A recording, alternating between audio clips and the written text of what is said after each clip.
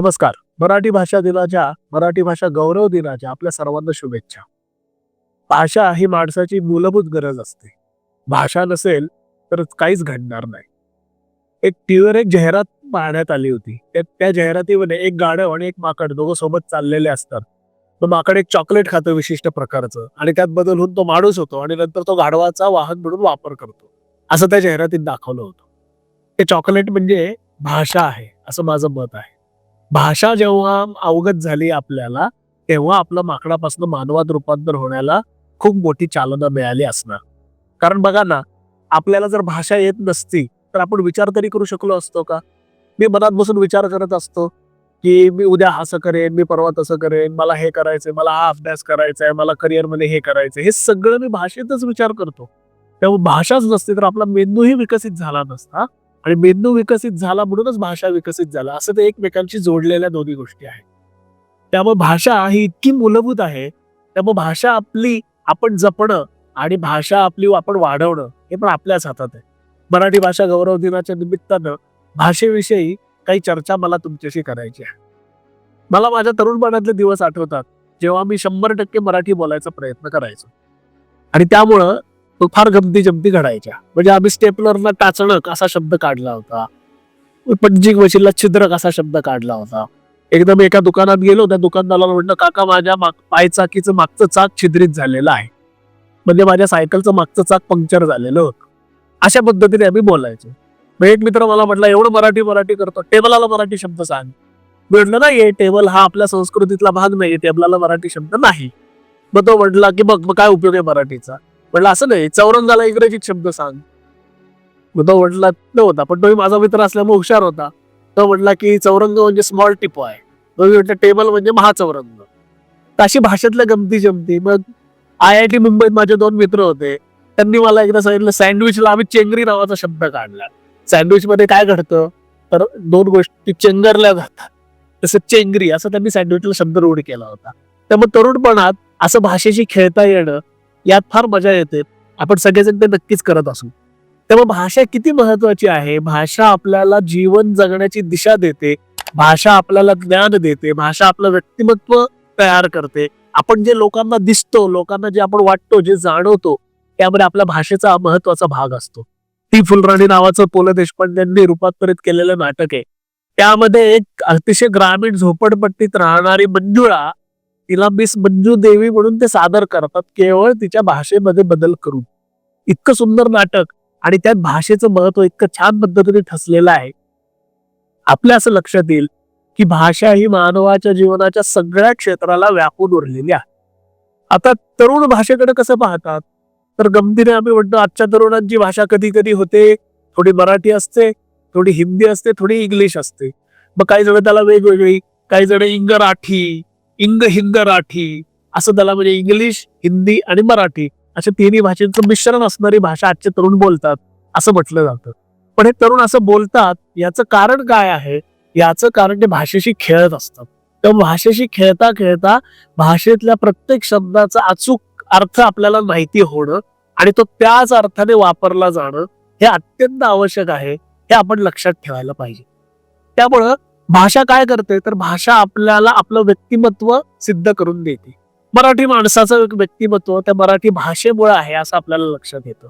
पण मराठी माणूस काय काय करतो, तर जुन्या 8व्या शतकात उद्योतन सुरी या नावाच्या माणसाने एक ग्रंथ लिहिला. त्या ग्रंथामध्ये त्यांनी मराठी माणसाचं वर्णन करताना ते धडधाकट आहेत आणि सावळे आहेत असं वर्णन केले, पण त्याचबरोबर ते भांडकुदळ आहेत असे वर्णन केले. स्वभावे कलहशील ये असं त्यांनी शब्दप्रयोग तिथे केलेला आहे. असं का वाटलं? दिल्ले घेतले अशी भाषा बोलतात असं तो म्हणतो. म्हणजे काय, 8व्या शतकामध्ये मराठी भाषा बोलणारी माणसं त्याला दिसली आणि मराठी भाषा बोलणारी माणसं कशी वागतात याचं त्यांनी एक निरीक्षण तिथं नोंदवलेलं आपल्याला दिसतं. त्या भाषेतला आपला भांडकुदळपणा हा गमतीचा भाग जाऊ द्या, पण भाषेमधनं आपलं व्यक्तिमत्व स्पष्ट होतं एवढं मला तुमच्यापर्यंत पोहोचवायचं आहे. त्यामुळे भाषेकडे बारकाईने बघायचं म्हणजे काय, आपल्याला उच्चार चांगले जमत आहेत का, आपल्याला जे म्हणायचंय ते दुसऱ्यापर्यंत आपण योग्य पद्धतीने पोहोचवतोय का, हे भाषेत म्हणणं महत्वाचं आहे. त्यामुळं जेव्हा आपण कुठलाही व्यवसाय करणार असू तर तेव्हा आपल्याला जे म्हणायचंय ते समोरच्या व्यक्तीला चांगल्या पद्धतीने कळतंय ना हे महत्वाचं आहे.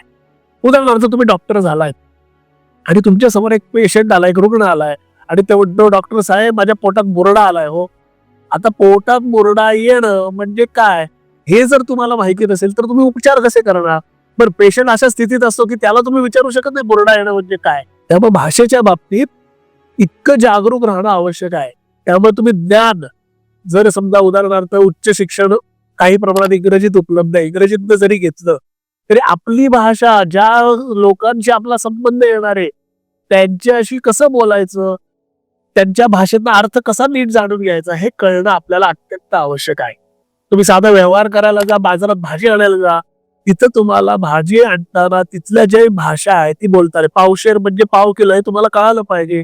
शेराचं माप आज वापरत नाही, पण सरसकट व्यवहारांमध्ये पावशेर आहे आणि शब्द गेलेला आहे, पण व्यवहारामध्ये अजूनही आठाणे बाराणे अजूनही शिल्लक आहेत. हे आपल्याला समजून घेतलं नाही तर भाषेकडे पाहण्या हे कशासाठी पाहायचंय आपल्याला लक्षात यायला नाही. व्यावहारिक गरजा आहेत. तुम्हाला जाहिरात करायची एखादी, ते जाहिरात करताना भाषेचा वापर तुम्ही कसा करताय हे तुम्हाला चांगल्या पद्धतीने लक्षात आलं पाहिजे.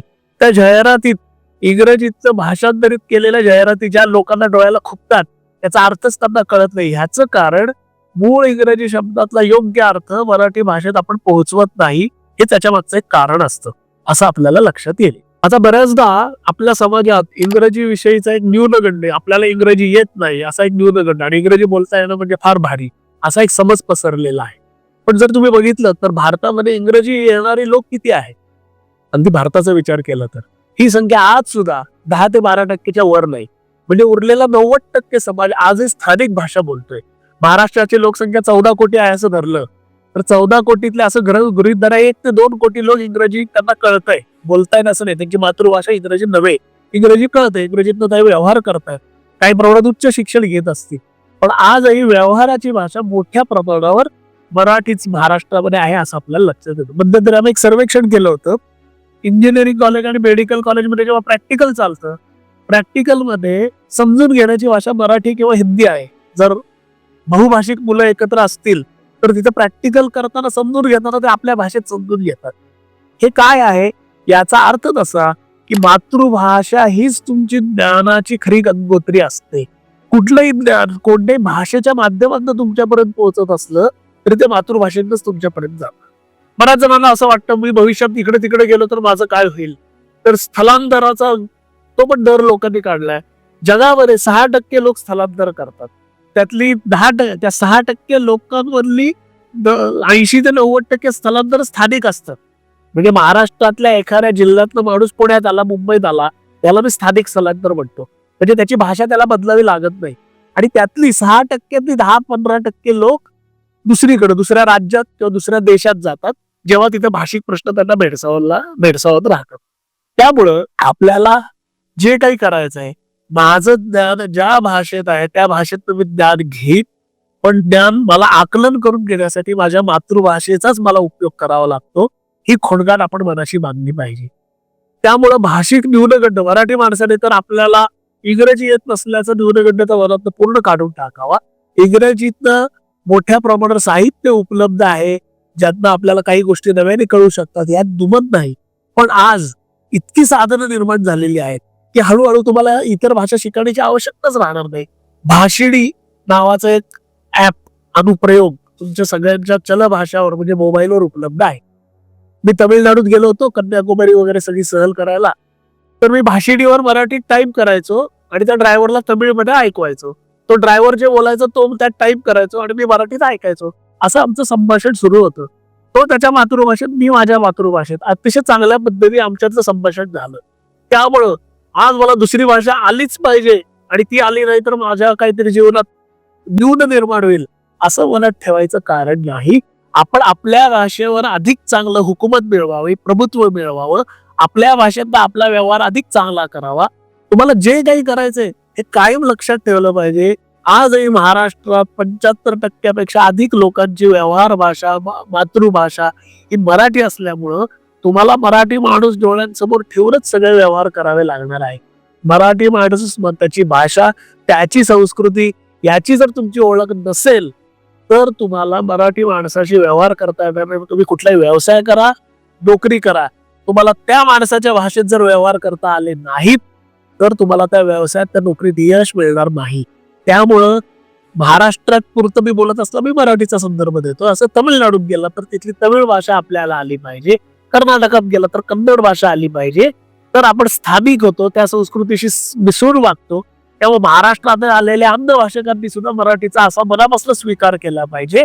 मराठी ही इथल्या माणसांची सांस्कृतिक भाषा आहे, हे लक्षात ठेवलं पाहिजे. अनेक गोष्टी संस्कृतीच्या भाषेतनं व्यक्त होत असतात. त्यामुळे भाषिक न्यूनगंड तर सोडाच, पण भाषिक प्रभुत्वाकडे आपण सगळ्यांनी लक्ष दिलं पाहिजे.